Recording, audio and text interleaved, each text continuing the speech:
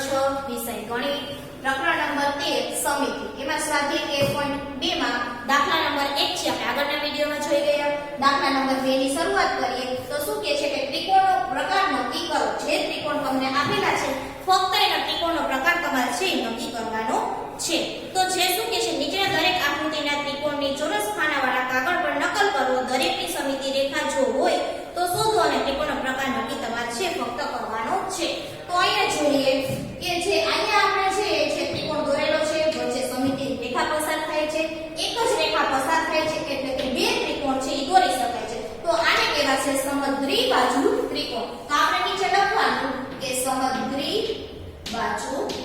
ત્રિકોણ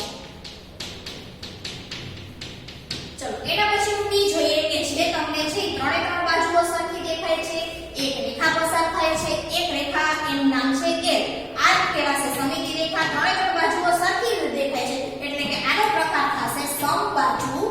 ત્રિકોણ એના પછી હું સી જોઈએ કાટકોણ ત્રિકોણ જેવી રચના થાય છે વચ્ચે અહીંયા આડી છે એ સમિતિ રેખા પસાર થાય છે પણ અહીંયા બે જે ત્રિકોણ છે સરખા દેખાય છે તો આનો પ્રકાર થશે સમદ્વિબાજુ ત્રિકોણ ચલો એના પછી તો ત્રી જોઈએ બી જોઈએ તો અહીંયા આકૃતિ અહીંયા લાંબી આકૃતિ અને અહીંયા આડી તો આ ત્રણે ત્રણ છે આકૃતિની છે એમાં રેખા છે સરખી તમને દેખાતી નથી પણ આ ત્રિકોણ થશે વિષમબાજુ ત્રિકોણ અને કોઈ પણ એકા સમિતિ રેખાનો પસાર ન કરી શકાય અને પ્રકાર લખવાનો છે વિષમબાજુ ત્રિકોણ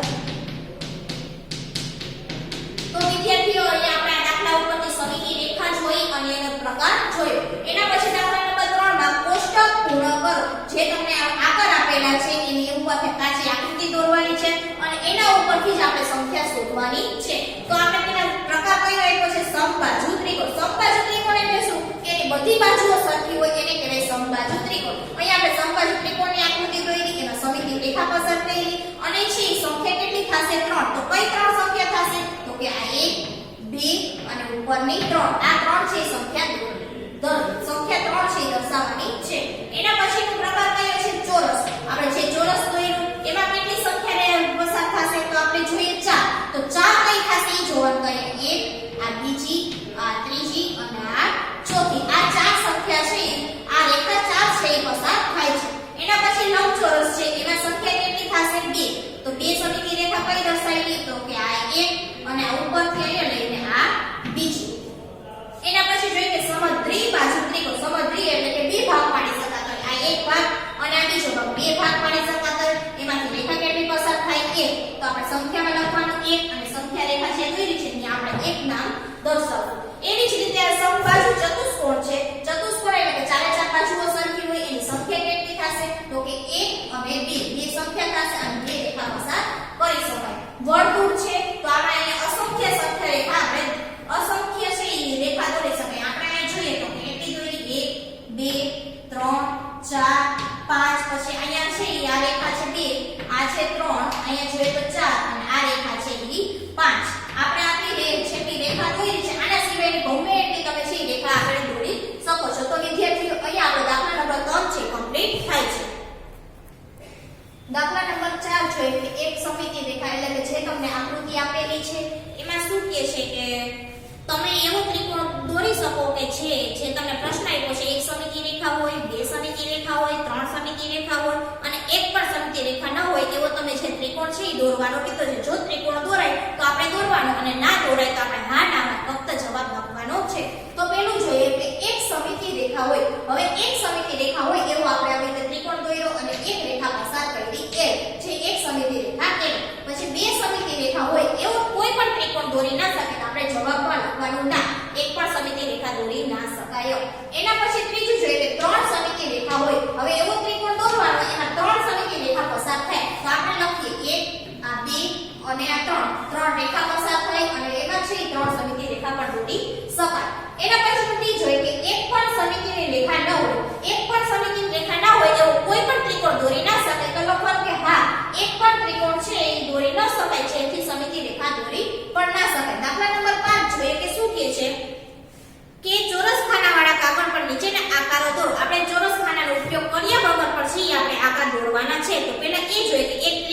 જે આડી રેખા પર સમિતિ હોય પણ ઊભી રેખા ન હોય એવો ત્રિકોણ દોરવાનો જે આડી રેખા હોય પણ ઊભી રેખા ના હોય. તો આપણે આડો ત્રિકોણ દોર્યો અને એમાં આડી રેખા એક છે એ પેલી પસાર કરી જે આ સમિતિ રેખા છે. એના પછી બી માં શું કહે છે કે ચતુષ્કોણ કે જે આડી અને ઊભી બંને રેખાથી સમિત હોય એવો ચતુષ્કોણ દોરવાનો. એટલે કે આપણે લંબચોરસ દોર્યો જે આડી રેખા પણ છે અને ઊભી રેખા છે. આડી રેખા એક છે અને ઊભી રેખા પણ 2 નંબર છે. તો આપણે જે આ બે રેખા દોરી છે એ છે સમિતિ રેખા દોરી શકાય છે. એના પછીનું સી જોઈએ કે એક ચતુષ્કોણ કે જે આડી રેખા પર સમિત હોય પણ ઊભી રેખા પર ન હોય એવો ચતુષ્કોણ દોરવાનો જેમાંથી આડી રેખા પસાર થતી હોય પણ ઊભી રેખા પસાર ના થાય. તો એવો આપણે આવો ચતુષ્કોણ પણ દોરી શકીએ જેમાં આડી સમિતિ રેખા પસાર થાય. એના પછીનું ડી જોઈએ કે એક ષટકોણ કે જે બરાબર બે સમિતિ રેખા હોય એવો ષટકોણ દોરવાનો કે બે સમિતિ રેખા પસાર થાય છે. બે સમિતિ રેખા કઈ જે આડી આપેલી છે એ અને ઊભી આપેલી છે એ. તો એવો ચતુષ્કોણ એટલે કે આવા ષટકોણની આકૃતિ આપણે જે દોરી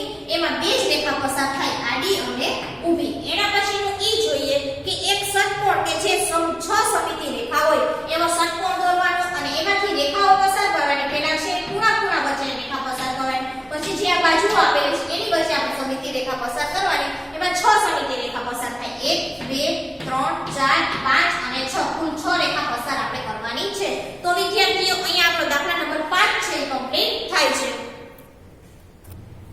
દાખલા નંબર 6 જોઈએ કે શું કહે છે કે નીચેની આકૃતિઓની નકલ કરો કે જો હોય તો સમિતિ રેખા દોરો. જે તમે પાઠ્યપુસ્તકમાં જે આકૃતિ આપી છે તે તમારે દેખી આ નોટબુકમાં આકૃતિ જ ફક્ત દોરવાની છે અને જેમાં સમિતિ રેખા દોરાતી એ આપણે ફક્ત દોરવાની કીધી છે. તો આપણે પહેલા જે આકૃતિ આપેલી છે ચોપડીમાં એમાં કોઈ પણ છે સમિતિ રેખા પસાર થશે નહીં. એના પછીનો બી છે એમાં જે આપણે છે ચોરસ બે જેવી આકૃતિ આપેલી છે એમાં ઊભી અને આડી બે સમિતિ રેખા પસાર થાય છે. આડી છે L1 અને ઊભી છે L2 આ બે સમિતિ રેખા પસાર કરી શકાય છે. એના પછીનું સી જે આપણે ચોરસ જેવી આકૃતિ આપેલી છે એમાં કુલ છે 4 સમિતિ રેખા પસાર કરી શકાશે. L1 L2 L3 અને L4 જે આપણે નંબર કે આપ્યા છે એની જગ્યાએ તમે L1 L2 L3 અને L4 નંબર આપીને પણ છે સમિતિ રેખા દોરી શકો. જે તમને આ આકૃતિને દોરેલી છે તમને પાઠ્યપુસ્તકમાં આપેલી છે એ તમારે જોઈને આવી રીતે ફક્ત સમિતિ રેખા દોરવાની છે. એના પછીનું ડી જોઈએ જે આવી છે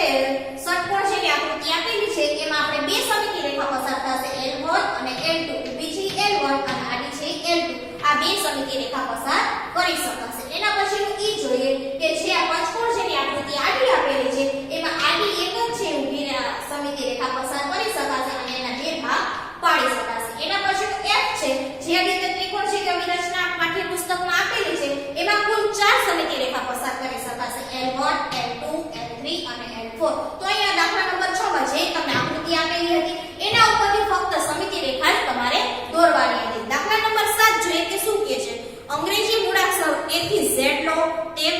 તેમાંના એવા અક્ષરોની યાદી બનાવો કે જેમાં A સમિતિ રેખા ઊભી હોય દાખલા તરીકે A આપ્યું છે, B સમિતિની રેખા આડી હોય દાખલા તરીકે B આપ્યું છે, એના પછીનું C સમિતિ રેખા ન હોય દાખલા તરીકે આપણે Q આપેલું છે. હવે A થી Z માં આપણે જોવાનું છે કે કયા મૂળાક્ષરો ઊભી સમિતિ રેખામાં આવે છે, કયા મૂળાક્ષરો આડી સમિતિ રેખામાં આવે છે અને કેવા મૂળાક્ષર એવા છે કે જે એમાંથી સમિતિ રેખા પસાર થતી નથી. તો આપણે જોઈએ કે પેલું A સમિતિ રેખા છે એ ઊભી હોય જેમાં ઊભી એટલે કે આવી રીતે છે આપેલું છે અને A દોર્યો દાખલા તરીકે આપણે A આપ્યો તો આવી રીતે A દોર્યો અને એના ઉપરથી આવી છે એ ઊભી સમિતિ રેખા પસાર થઈ શકે. હવે આના સિવાયના કયા મૂળાક્ષર હશે તો કે A H I M O T U V W X અને Y આ આટલા જે મૂળાક્ષરો છે એમાં છે આપણે ઊભી સમિતિ રેખા દોરી શકાય. એના પછી B સમિતિ રેખા આડી હોય. આડી એટલે કે જે તમને B આપેલો છે આવી રીતે તમે B લખો એમાંથી આડી છે સમિતિ રેખા પસાર થતી હોય એ સમિતિ રેખાની આપણે યાદી મૂળાક્ષરોની યાદી બનાવવાની છે. તો જે આડી રેખા હોય એમાં B C D E H I K O અને X આટલા જ મૂળાક્ષરો છે એમાં સમિતિ રેખા છે આપણે આડી દોરી શકાય. એના પછી C શું કહે છે કે સમિતિ રેખા ન હોય જેમાં ઊભી અને આડી બંને સમિતિ રેખા છે ના દોરી શકાતી હોય એવા મૂળાક્ષરો કયા તો કે F G J L M P Q R S અને Z જે આટલા મૂળાક્ષરો તમને આપેલા છે એમાં આડી અને ઊભી કોઈ પણ સમિતિ રેખા દોરી શકાશે નહીં. એના પછી દાખલા નંબર 8 માં શું કહે છે તો બાજુમાં ગડી આવેલા કાગળ અને ગડી પર દોરેલી ભાત